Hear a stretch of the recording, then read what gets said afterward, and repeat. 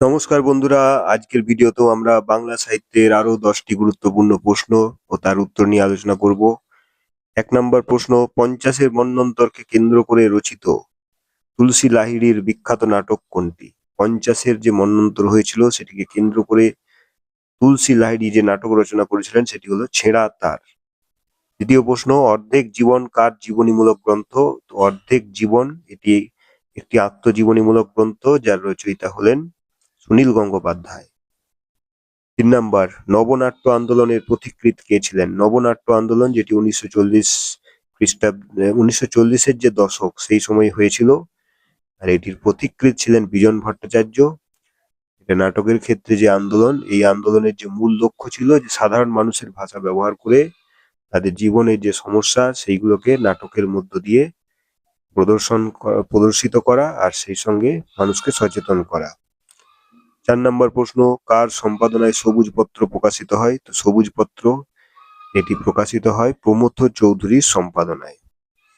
নম্বর 5, কুশল পাহাড়ি গল্প সংকলনের রচয়িতা কে? তো কুশল পাহাড়ি গল্প সংকলনের রচয়িতা হলেন বিভূতিভূষণ বন্দ্যোপাধ্যায়। 6 নম্বর প্রশ্ন, ক্ষীরোদ প্রসাদ বিদ্যাবিনোদের একটি গীতিনাট্যের নাম লিখো। ক্ষীরোদ প্রসাদ বিদ্যাবিনোদ তার যে গীতিনাট্য সেটি হলো কিন্নরী। 7 নম্বর প্রশ্ন, তোমরা যেসব বুড়ো খোকা ভারত ভেঙে ভাগ করো, এই অনুযোগটি কে তুলেছেন? তো এটি অন্নদাশঙ্কর রায়ের লেখা, এটা তার কবিতা, তারই একটি অংশ, যেখানে তিনি লিখেছেন যে তেলের শিশি ভাঙলো পরে কুকুর পরে রাগ করো, তোমরা যেসব বুড়ো খোকা ভারত ভেঙে ভাগ করো। এই অনুযোগটি তিনি ওই কবিতার মধ্যে তুলেছেন, অন্নদাশঙ্কর রায়।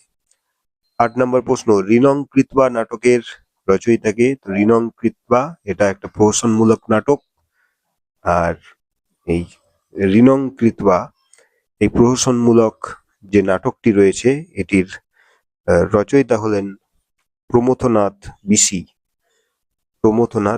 9 নম্বর, মমতাময়ী হাসপাতাল এর রচয়িতাকে? মমতাময়ী হাসপাতাল এটি একটি একাঙ্ক নাটক, আর এই নাটকের রচয়িতা হলেন মন্মথ রায়। 10 নম্বর প্রশ্ন, বাংলা সাহিত্যের ইতিহাসে 1872 সালটি স্মরণীয় কেন?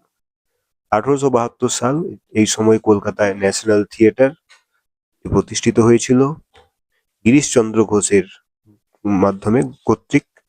তো এই যে ন্যাশনাল থিয়েটার, এখানেই সর্বপ্রথম দীনবন্ধু মিত্র রচিত নীলদর্পণ নাটক প্রদর্শিত হয়। এই জন্যই 1872 সালটি স্মরণীয়। তো বন্ধুরা, এই ছিল আজকের ভিডিও। তো এই ভিডিওটি এখানেই শেষ হলো। ধন্যবাদ সবাই।